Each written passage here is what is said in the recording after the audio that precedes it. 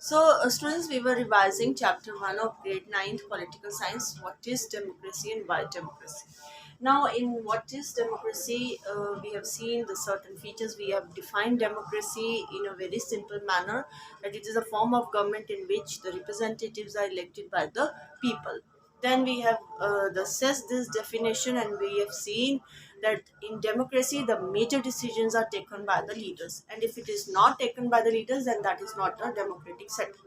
Then after that, we have seen the case of free and fair electoral competition, that elections in a democratic setup, it should be regular, it should be free and fair, and it should be conducted in a very independent manner. So if the election, if any of the malpractices and fraud is there, then it is not a free and fair election.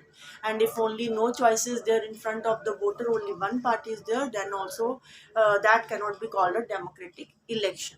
So now the next feature which we have to analyze is one person, one vote, one value.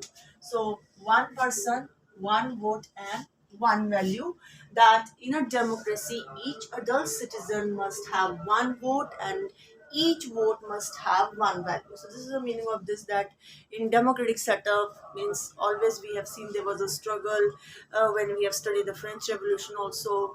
That time also we have seen there was a struggle for the voting rights. But now in most of the democracies, universal adult franchise is there, but still there are certain examples of denial of these equal rights to vote. In certain cases, in certain, you can say, non-democratic setup, there the denial is there of the equal rights to vote. Like in the case of Estonia, here the Russian minorities find it difficult to get right to vote. So the Estonian government, they are not providing the voting rights to the Russian minority in their case. And in the case of Saudi Arabia also, until 2015, women were not having any right to vote. So these are some of the examples where the basic fundamental right is being denied to their citizens. Fiji, the vote of a native Fiji resident, that is the indigenous Fiji, has more value than that of the Indian Fiji. So there the native Fijian has more value, their voting rights have more value than the Indian Fijian. So again, this is a discrimination for the voting rights. But we are saying it is a democratic setup, that each adult citizen must have one vote and each vote must have one value. So if this is applicable, then only we will say that this is a fully democratic country. So the next feature which we have to analyze of a democratic government is that the democratic government, they rule within the constitutional validities, within the constitutional parameters. So whatever constitutional jurisdiction is there, the democratically elected government will work within those parameters only, and they will respect the rights of their citizens and individuals. So in this way, in this case, we have to see the case of Zimbabwe, which attained their independence from white minority in 1980. So the party which led the freedom struggle was ZANU PF, Zimbabwe African National Union Patriotic Front. So this was the full form of ZANU PF, and leader Robert Mugabe. Now here, elections were held regularly in Zimbabwe, but always won by ZANU PF. And President Mugabe was very popular since the party led the freedom struggle and won it also. But he always used unfair practices in the election to come to power. So government changed constitution several times to increase the power of the president. So even for his convenience, he changed the constitution also. The constitutional validities also changed for the convenience of the president, so that he should not be answerable to the people. To make him less accountable, they have amended the constitution so many times. But we are saying democratically elected government has to work within the provisions of the constitution. But here, the elected president is changing the constitutional provisions so that he can rule according to his convenience. So we were discussing the rule of law and respect for rights, and we have seen the case of Zimbabwe where Robert Mugabe, and he's only winning the election. Whatever conditions are there, so he only was the leader. He only got elected to the elections by using the malpractices.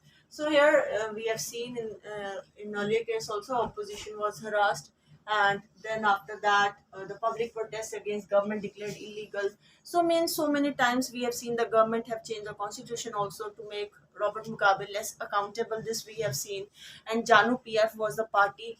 And then after that, public protest against government declared illegal. No one can raise the voice against the government, and the law was passed that limited the right to criticize the president. Even the ban was imposed that you cannot criticize the president. TV, radio, all controlled by the government, so that no negative publicity can be done of the ruling government, and only the positive aspect is shown of the ruling government.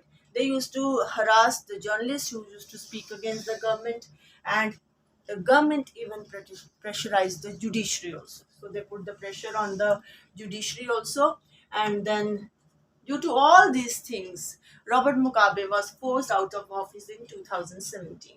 So whatever we have seen in Zimbabwe, that is not a case of democratic country.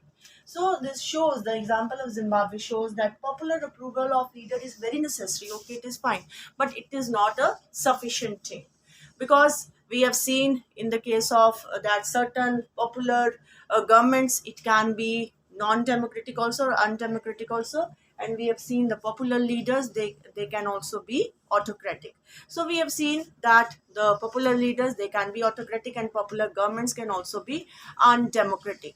So if we wish to assess democracy, it is important to look at the election, how the elections are conducted, that there should be sufficient room for the normal activity when elections are being conducted. Political opposition also, campaigning also, free and fair campaigning should also be allowed before election, and state should also respect the basic rights of the citizens, and they should also be free to think and to have opinion, to express them in the public. So these kind of things should be allowed in a democracy, and associations can be formed, they can protest, and they can take political actions also. This right should be there. It is not that all the protest movements, public protests, they are declared illegal against the government. So these rights must be protected by independent judiciary. So all these rights of the citizens must be protected by the independent judiciary, whose orders are obeyed by everyone in a democratic setup. So similarly, there are some conditions that apply to the way a government is run after the elections. So after the elections also, democratic government cannot do whatever it likes. They have to work within the basic rules and within the constitutional parameters. Every major decision has to go through a series of consultation.